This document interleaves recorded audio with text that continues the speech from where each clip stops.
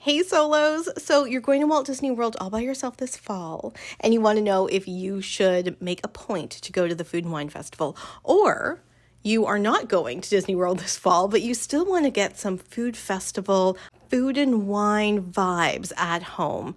Well, solo spoiler, I have an episode for you. It's going to talk about those two things. Hi everyone, it's Samantha. Olaf may not know who Samantha is, but now you do, and welcome to Disney Solo Magic, the #1 podcast for solo travel to Disney World, now in its second year. So I am continuing the series that I've started in talking about the different EPCOT festivals as they're going on, but then also talking about how you could celebrate them or mark them at home to bring some Disney magic, Disney solo magic into your every day. And I should say, I've actually really enjoyed doing that. When I think back to the episodes this year, I think to the activities that I did for the Flower and Garden Festival, and I think of the activities that I did for the Festival of the Arts, and I was like, yeah. And and like the Food and Wine Festival isn't quite as inspiring, perhaps, at least for me it isn't, but I have been inspired to do some food festival stuff at home, so I'll be talking about that in this episode, but I'm also really inspired to continue to do that through the fall. So I'm going to talk a little bit about that as well. Now, just so you know,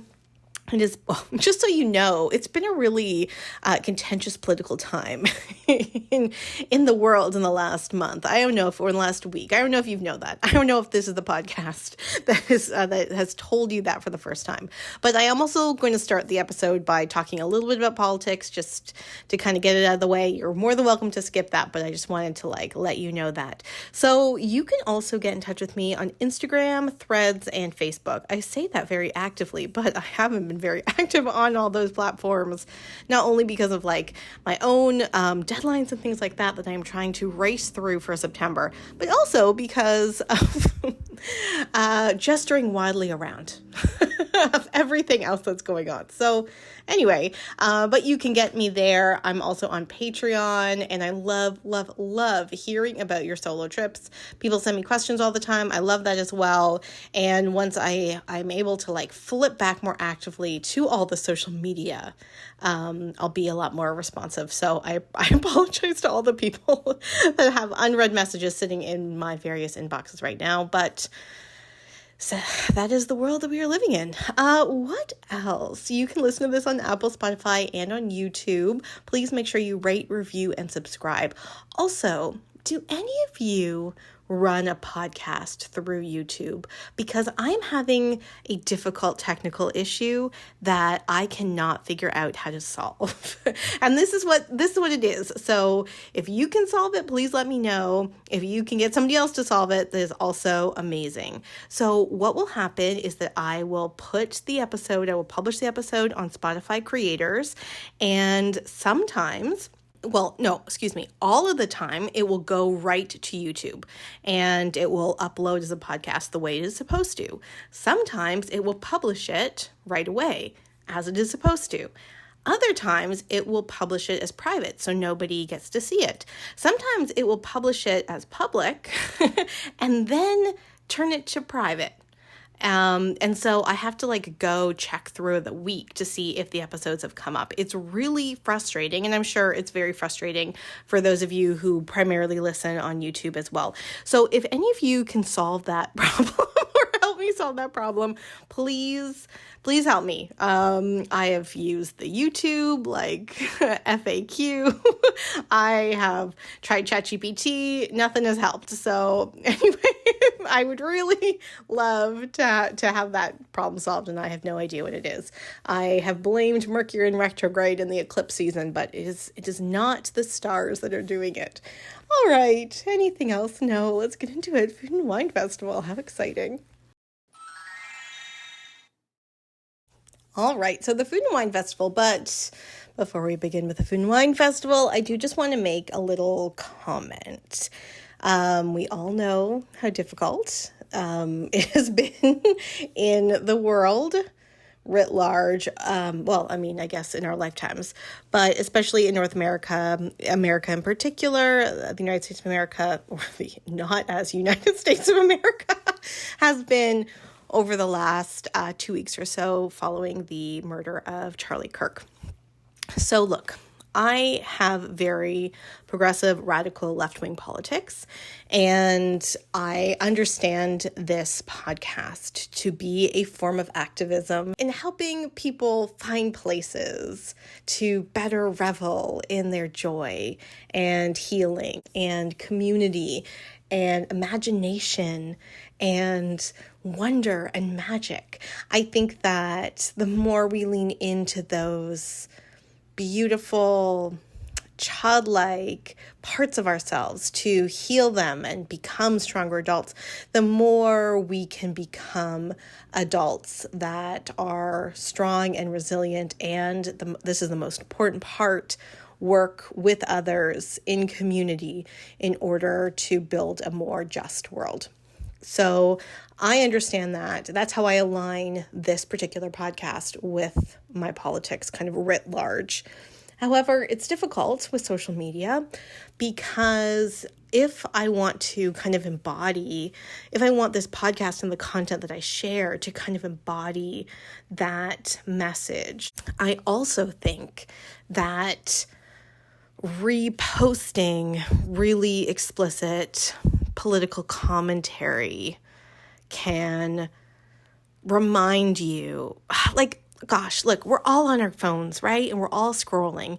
And I'm sure you have a lot of different people that are posting really thoughtful, interesting memes and reels and shorts and all that stuff related to the politics of this time. And it can get really overwhelming and disheartening.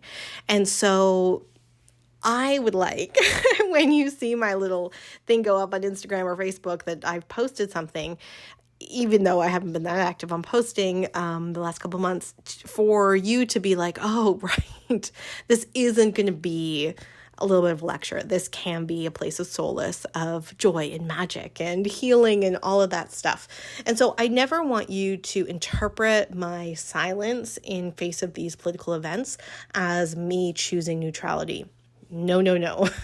Neutrality is really a position of the oppressor. We can talk about that if you want, but the fact is, like, usually people stay neutral because things are working for them pretty well. So I don't want you to think of my silence or absence as neutrality, but rather it is a moment to kind of make a political statement about like the barrage of political messages that you get and like knowing you don't need another one.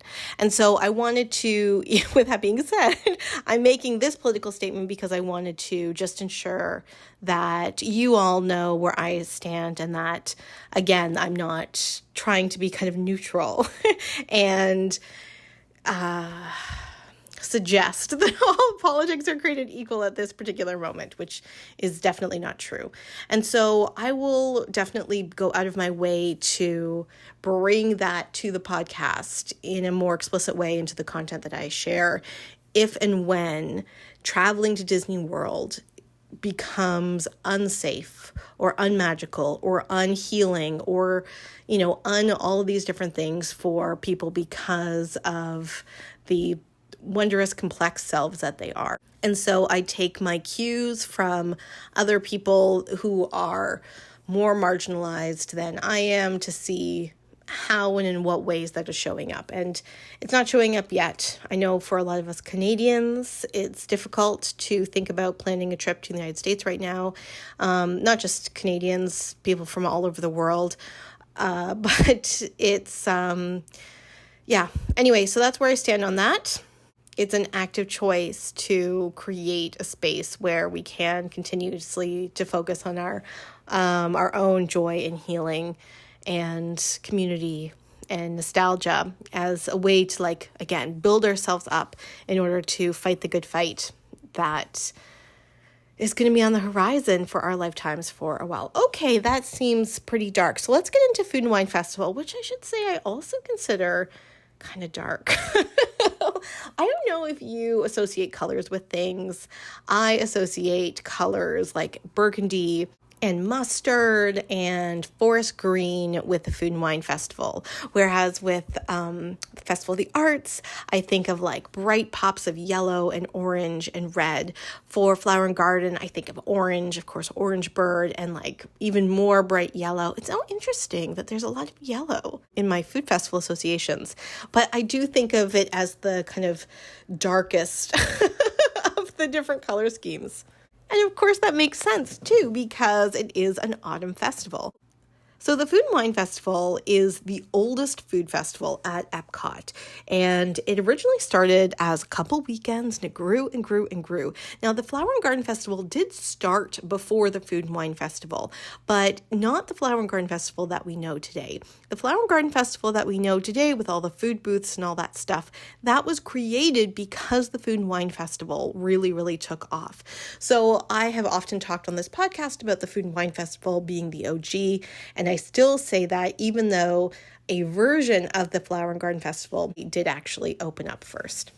So one of the things I don't like to do with this podcast, but I'm totally going to do it with this, is I don't like to be like, well, Disney in the past did it better than Disney in the present, because I'm like, we got to move with the times.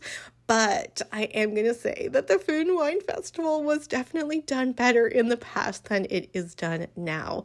So the Food and Wine Festival, even just like 5 years ago, no, 6, 7 years ago, 10 years ago, like right before COVID, was a much different, bigger thing than it is now.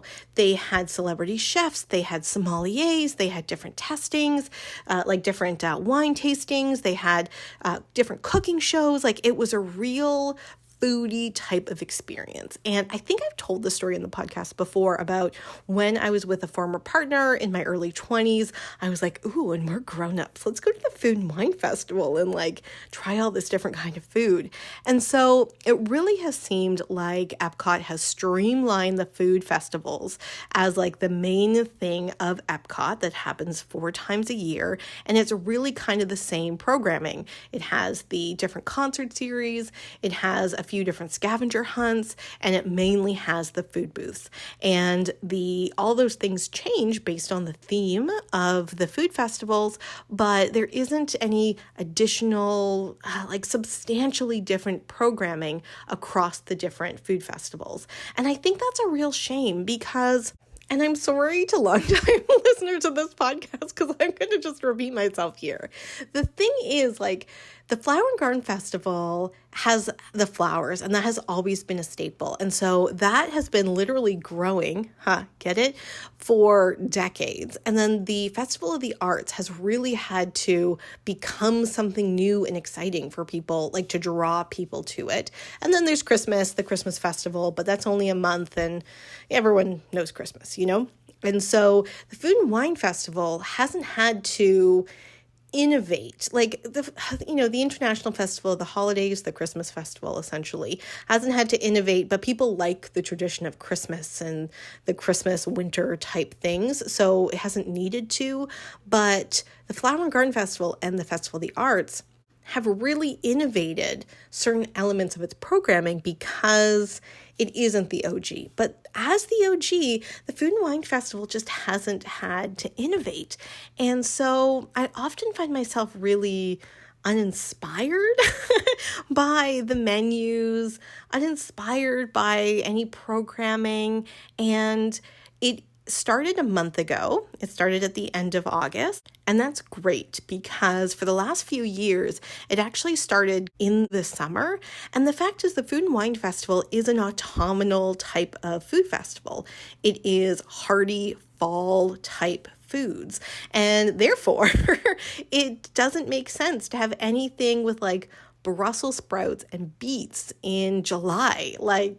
Just give me flavored ice in July and August in Florida. You know what I mean? But the Food and Wine Festival is so hearty that it really makes the most sense in the fall. And so I know the Food and Wine Festival started a month ago, but I did want to save this episode for today because it was the fall equinox this past weekend. It's the official start of fall. And so I just thought this is the time we should really be thinking about and reveling in the Food and Wine Festival foods and options and things like that. So I'm bringing you into fall with the Food and Wine Festival, even though the Food and Wine Festival wanted you to get into fall a month ago.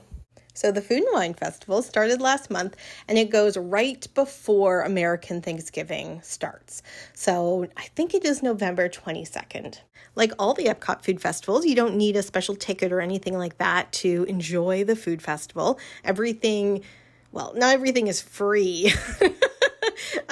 It's a food festival. You have to buy the food, but there are things like participating in the festival is generally free that just sounds wrong.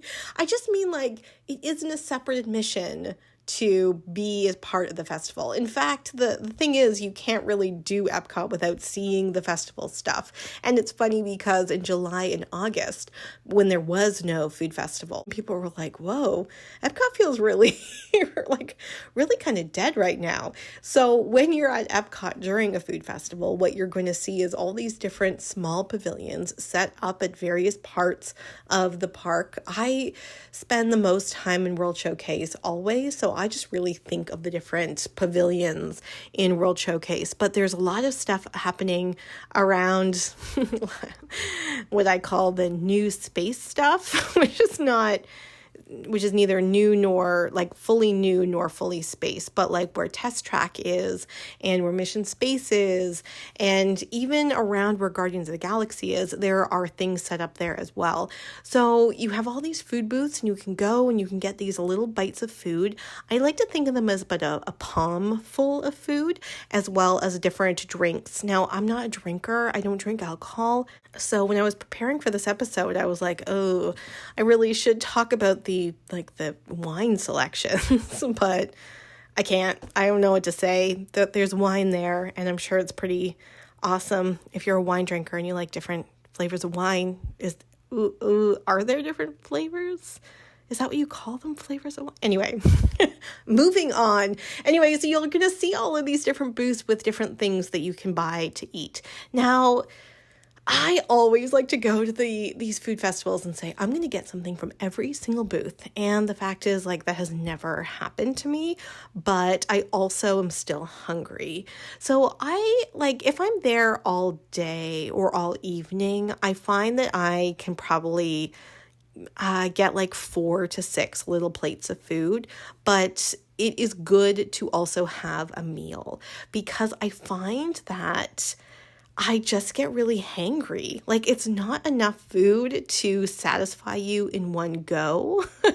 And so your body is still like, okay, great. Now we have food. We need the rest of the meal. But you're also kind of walking and you're not ever like sitting someplace really casually and enjoying and savoring your meal. You're usually using a trash can as a table and you're taking your few bites and you're like, whoa, that was really good. I want to try something else.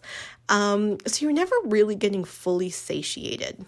So whenever you're going to any of the food festivals, I always recommend eating something that's just like eating like a small meal as a way to like line your stomach for trying all the different things at the food booths. I have found when I have eaten a small meal before or during my different food festival crawls, I am definitely a happier gal and I enjoy the foods at the food booths a lot more. So you know your stomach, you know what works for you. But when I have said that tip in other food festival episodes, people have agreed with me. So I'm glad that is the case.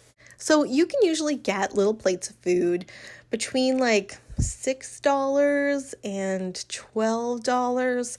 You know, those prices are accordions. Well, maybe not an accordion. It just kind of, they get higher and higher and higher. But if you are on a dining plan, and I do have an episode about the Disney dining plan, you can actually use your snack credits for the different like little foods at the different food booths. And that is an excellent, excellent value to use for your dining plan.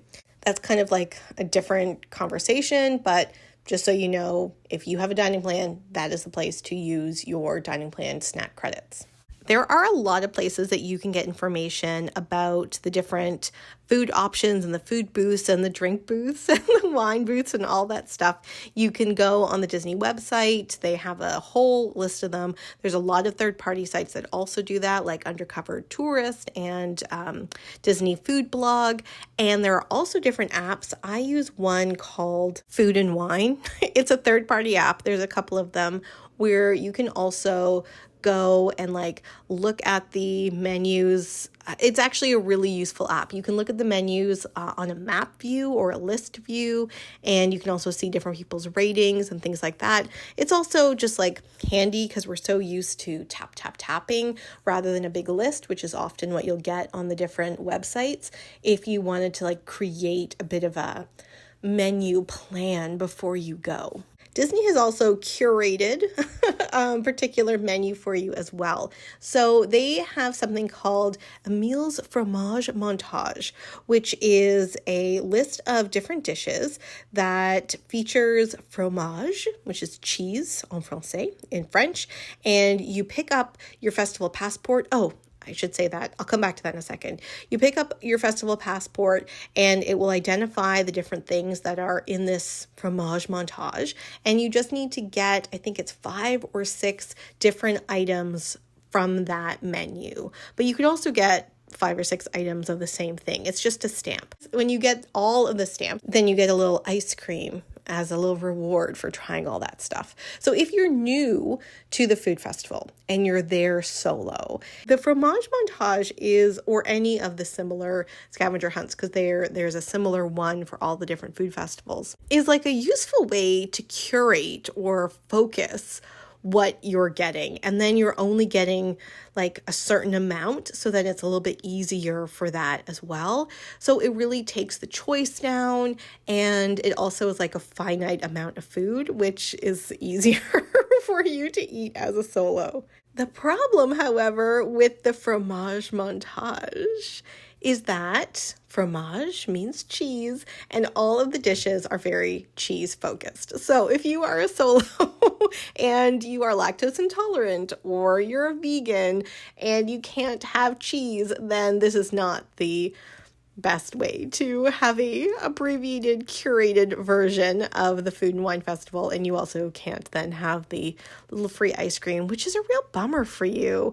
But you can just order your own ice cream because that is also fun and totally cool.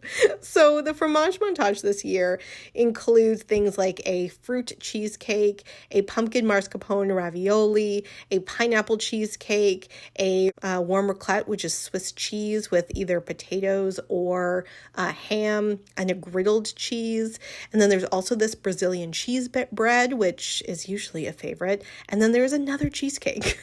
So, I mean, it's a pretty cheesy, desserty type of thing. But if you go and have a separate meal that's really hearty and savory, and then you can go and have these different desserts and walk around. And I don't know. Also, the thing about this particular like Emil's Fromage Montage is that when you are collecting the different stamps, it doesn't have to be on the same day. It can be any time during the whole festival. So let's say you went the beginning of September to the Food and Wine Festival. You picked up a passport and you got a stamp and you didn't even like know what you were doing. But then you're going back in Disney in October and you're like, yeah, maybe I'll go back to EPCOT. Bring that passport because you can just like get more stamps. There is no time limit on the stamps. Now, sometimes I've said scavenger hunt, and that is because there is also a scavenger hunt that happens during the Food and Wine Festival, like happens at all of the festivals. For the Food and Wine Festival, it is the Remy's Ratatouille Hide and Squeak. So all across EPCOT, little Remy's, the little Ratatouille rat, is hidden in the different pavilions. And the idea is you go and you look for them. Now, it is designed as like a kid's activity, but like we were all kids once, you know, go do it. Now, this one actually does cost money. So you go to one of the big gift shops and you buy a scavenger hunt like playing card, and you go around and you look for Remy and you put the little stickers on the little areas and you have fun. And then when you find Remy at all of them, you go back to the gift store and then you redeem your scavenger hunt map for a little prize, which is really fun. Now, here is a not so secret. You don't actually have to do the scavenger hunt at all for you to get the prize. In fact, the first time I did it, when I was buying the little game board, the woman said, "Do you just want the prize now?" And I was like, oh, and I wanted to be like, no, let me earn it. But I'm a grown up and I was trying to like be chill. And I was like, oh yeah, sure. You can just give it to me now. And she's like, okay, great. And then usually there was an option of a couple different things and you pick which one you want and you can then go around and still look for Remy or not. Okay, so a couple things. Number one, I really highly recommended doing all of these scavenger hunts when I first started the podcast because I was like, it's so much fun. It's something to do, helps you digest because you're like looking around and not just looking for food. But then I started saying, go and look at the prize before you decide to buy the scavenger hunt game board, because if you don't think the prize is worth it, it's then not worth it to do the activity. And one time a cast member was like, she gave me this was before I realized that was important advice. She gave me like the options and she's like, they really cheaped out this year. And you want to know something? They did. They really had cheaped out that year. So definitely go and check out the little prize before you pay for the scavenger hunt game board. The other thing is, of course, you can go look for the Remys without the game board. So, that's an activity that you can do cost-free if that's what you wanted. Now, I actually think that the prizes for the Food and Wine Festival are usually some of the best. I've gotten like little plates and little cups and things like that. This year, it's actually a small like sandwich box or a bento box. So it's actually quite a useful little prize if you were into that. But here's the other thing. If you've listened to this podcast, you know that I love starting my Disney trips by going to the Vineland outlet to the Disney Character Warehouse. And one of the things that I often find a few weeks after a food festival ends is those very same prizes. So the Flower and Garden Festival prize for the scavenger hunt was a little plastic watering can that was one of different characters. So there was a character from Alice in Wonderland, and so I got the scavenger hunt prize to have the little Alice in Wonderland like caterpillar watering can. But then when I was back in August and the food festival wasn't on and I started my trip at the Character Warehouse, those and like the scavenger hunts are about $15. Those same watering cans were there for 49 cents. And the gift that I got for last year's International Festival of the Holidays that the cast members said they really cheaped out on, I saw that there in the spring for 49 cents. So anyway, just know that is an activity that you can do. You can do an option for free. And if you have the privilege to be able to go back multiple times, go check the outlet if you really wanted an extra scavenger hunt prize. During the Flower and Garden Festival around Easter time, they also have an additional scavenger hunt related to Easter eggs. And actually for the Food and Wine Festival around October, they also have a scavenger hunt related to Pluto's Pumpkin Pursuit, which are exactly what you think they are. It is decorated pumpkins, fake pumpkins that are hidden around, and you can also get a little game board that's about $12 or $13, and the same thing happens. So I have liked the different Easter things I've had. I don't think I've ever been there when the Pluto's Pumpkin Pursuit is going on, but you can let me know if you're there for that and what the prize is and if it's worth it. All right, so what else is happening at the food festival, the Food and Wine Festival? Well, there are special magic shots that you can always go and like ask the cast member if they have one of these special magic shots. They had some really interesting, cool ones for the Flower and Garden Festival that they promoted, and I think that might be a new thing that they are going to like keep doing heavily. I mean, the newness is in the like doing it heavily because I'm sure the memory maker is just like printing cash for them. There are different places around the park that will actually have like live props for you to pick up.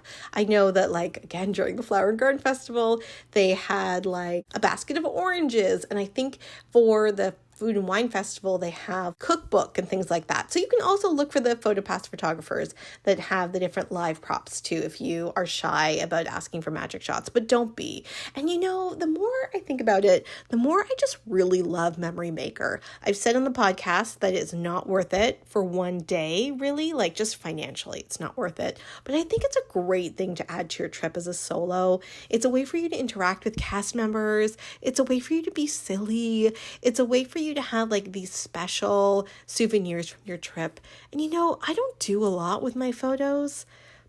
And I feel kind of bad about that, but for me, it's often the experience of taking the photos more than the photo itself. So go and take a ton of photos. And just remember, you don't need the Memory Maker. Like, you don't need to have bought the package to get these photos. So whenever you see a PhotoPass photographer, usually they're wearing green shirts. It doesn't cost you anything additional to get these photos. What it costs you is for you to then download the photos. And 20 years ago, you could steal the photos by like screenshotting them, and you definitely can't anymore. Like, they have like locked that down with I think that's the only technology that Disney has that actually works, but you can still go and get these photos, and the PhotoPass photographer won't know one way or the other if you have a Memory Maker package or not. And then you can also go and buy just individual pictures. And if you want help with that, all the different parks actually has a place that you can talk to people related to the PhotoPass. That's usually at the front of the park. And at Disney Springs, there's actually like a photo studio and a place that you can go and order photos as well. And the final thing that is a staple in all of the different food festivals, especially the Food and Wine Festival, is their different concert packages. So there is a big band shell at the American Pavilion, and every day there is live music.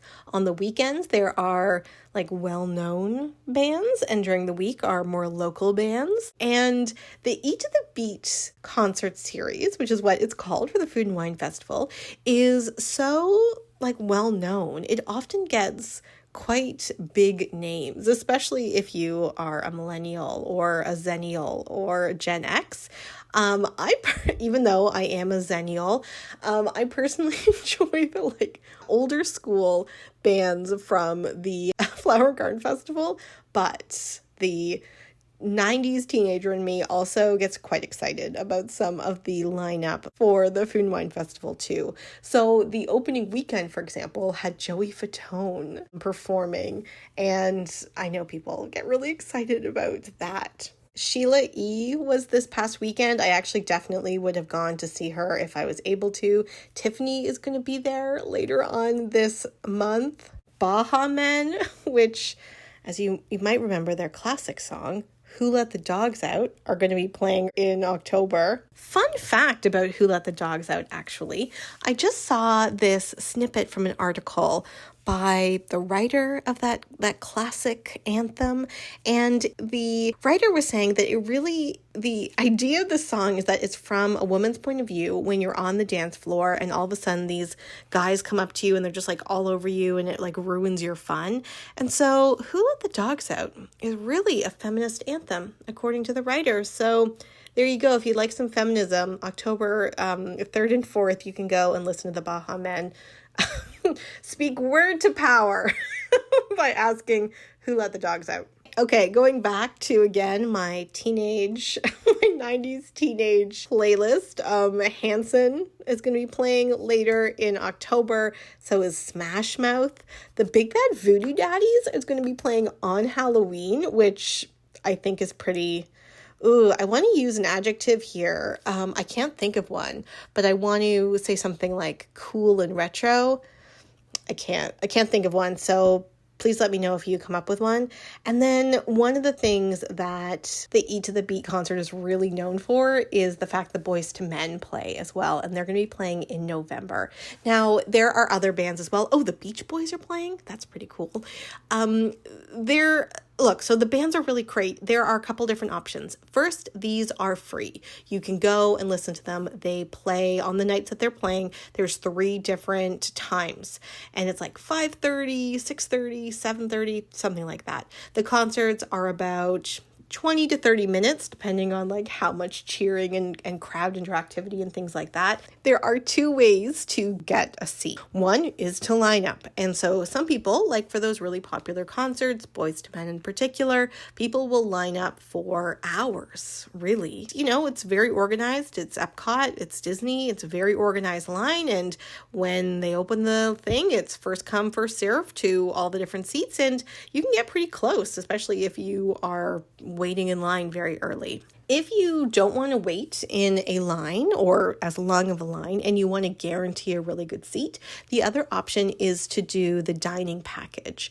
The dining package is a reservation at one of a selection of EPCOT restaurants where you're basically paying for a prefix menu and an additional maybe $25 to $30. And what that will get you is a special pass to one of the 3 concerts.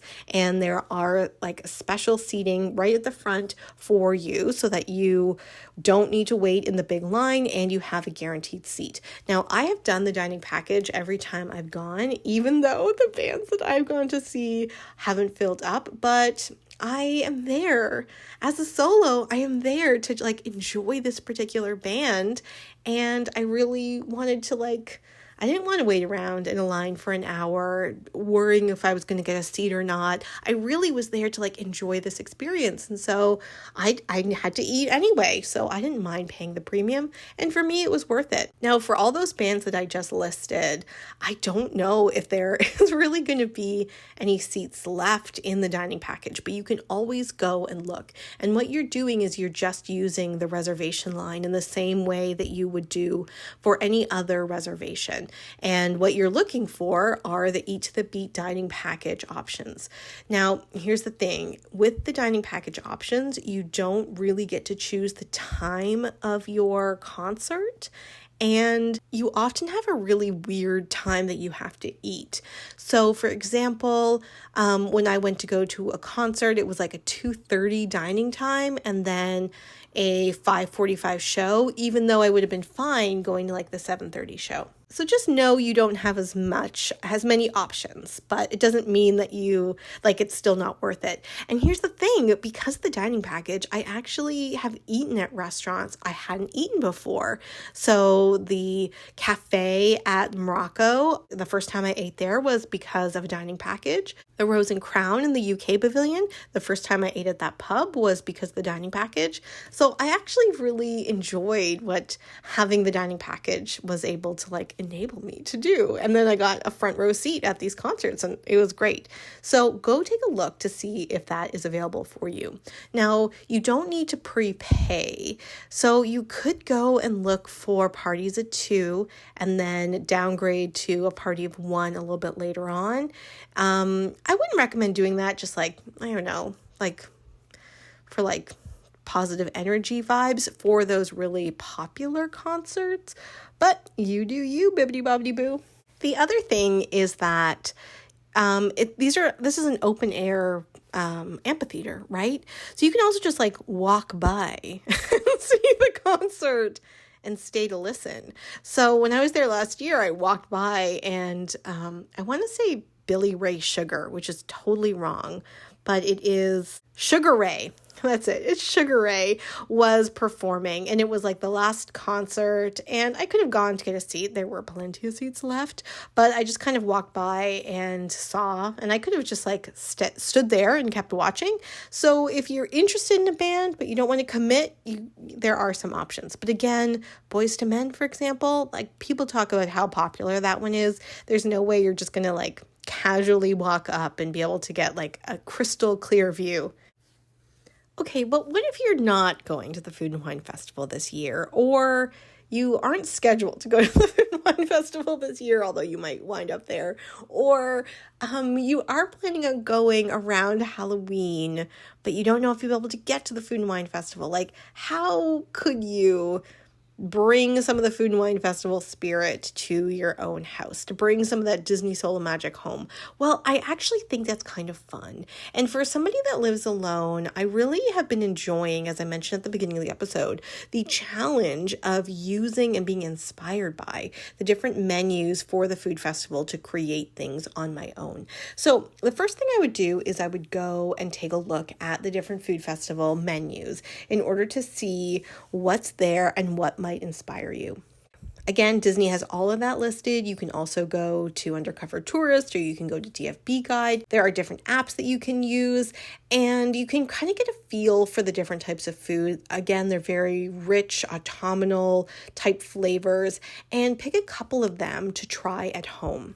So some of the things that have been favorites this year, but they're also returning favorites, are things like the fry flight. So there's 3 different types of fries, and the idea is you get to try all of them. So you can try that at home. So the fry flight, for example, is a sea salt malt vinegar fries, a truffle parmesan fries, and a sweet potato fry with cinnamon sugar, candied pecans, and marshmallow cream.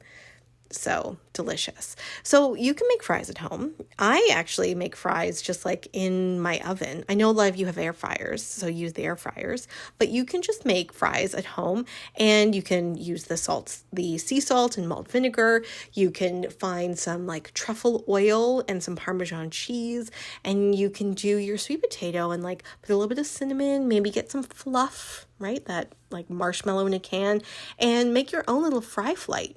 The thing about doing it at home is you can also use these menus as inspiration. So maybe you want to start with those 3 different types of fries, but what else could you do with those different fries? What else might you create, like a whole buffet of different fry flavors to be able to like find some different interesting combinations? So if there is a booth there that is a fry flight, fly away, little birdie. Oh my God, why did I say that? Go forward and try other types of fries. Like really let the potato inspire you to try a whole bunch of different things. I think that's pretty exciting. Something else that has been really popular in previous years and is on the menu this year as well is the pumpkin mascarpone ravioli with brown butter and pecorino cheese, pomegranate seeds, and hazelnut praline. Now, in Canada, we have a line of food at Loblaws, one of our grocery stores, which is President's Choice. And they have a pumpkin ravioli that I always really like on their black menu. For those of you who know, you know. And so this is actually something I definitely am going to try. I wanted to do that this week, but my No Frills didn't have it, so I had to go to Loblaws. Again, if you know, you know. And so I'm definitely going to try that and make brown butter vinaigrette, which is something I've never made before. Get some pomegranate seeds, pecorino cheese as well, and like see what all of that is together, because I've never really thought of like a pumpkin pasta or a squash pasta with a vinaigrette and pomegranate. So I'm personally interested in trying that. There are some new food options at the Food and Wine Festival this year that are pretty exciting, and actually some haven't even opened yet. There's going to be new booths that are opening on September the 28th, and actually this past weekend a booth opened that they weren't even expecting, which everyone was like, oh, what does that mean? I don't know. It means that they were just ready to open it early, I guess, or they needed some sort of distraction from the Jimmy Kimmel, blah, blah, blah. So it's a booth that opened in the Communicore Hall. And during the summer, this is where they had some cool kids summer options. And now it is the festival favorites window. It's not really a booth. It's really just a window. And it has a kielbasa and potato pierogi with caramelized onions and sour cream, and a spice curry fried cheese with mango curry ketchup, and a frozen s'mores milkshake, which is a chocolate milkshake with marshmallow syrup and graham cracker crust and all that stuff. So if you have any of that fluff left over from your sweet potato fries, you can just put it on some chocolate ice cream and make yourself a s'mores milkshake inspired by EPCOT. Now, I love the idea of curried spice fried cheese, unrelated to anything that's happening in this particular episode. I went to a brewery in Toronto this past weekend and had fried cheese curds, which were amazing. So, but feel free to go and fry all of your different cheese and report back. Speaking of fried cheese, I'm planning on frying a cheese because one of the things that they have as part of Emil's fromage montage is a griddled cheese. It's essentially a feta cheese. It doesn't say feta, but it's a griddled cheese with honey and pistachio. And I live in a Greek neighborhood, so I got some Greek feta, and my Greek neighbor has given me some Greek honey, and I got some pistachio. I'm planning on griddling cheese, which I've never done before, but again, I'm inspired by the Food and Wine Festival. It's a part of Emil's fromage montage. So is that ravioli I said, by the way. And so I'm going to try to do a couple different things from that menu myself. Opening September 28th, there's going to be a new food booth called Gyozas of the Galaxy, which are different dumplings. And there's going to be a buffalo-style dumpling, a French onion soup dumpling, and a street corn dumpling. They all sound delicious. Correct? Correct. I obviously have not tried them or heard about them because they're not open yet, but I was really inspired by the French onion soup of it all. And there is actually a French onion burger that is at the Connections Eatery. So it's not even in a food booth, it's in the Connections Eatery, like in that main restaurant. And I was so inspired by that this past weekend, I made my own French onion burgers. It doesn't say this on the menu, but you can see it in people's pictures when they've posted that they come with Parmesan fries as well. So this past weekend, I asked ChatGPT to give me a recipe for French onion burger, and it was really good. It was with a brioche bun, regular beef. I made some breadcrumbs out of some sourdough that I had. And although actually the recipe didn't even call for the breadcrumbs, I just wanted to bulk it up a little bit. I made caramelized onions the best I've ever made them before. I mean, I don't think I've ever made them properly before. And then I got this nice Gruyere cheese that it didn't melt that well on the burger, but it still tasted delicious. And then I cut up a raw potato and I tossed it with some olive oil, salt and pepper, and Parmesan, and I baked them in the oven. And out came a delicious, yummy dinner that I was like, hey girl, hey, look at you celebrating the Food and Wine Festival. So if you want my recipe, you can go on Patreon and find it there. It's available for all members, whether you're a paid member or not. But yeah, go and see the recipe. And I took a couple pictures. I mean, they're not that great, but whatever. It's evidence that I made it.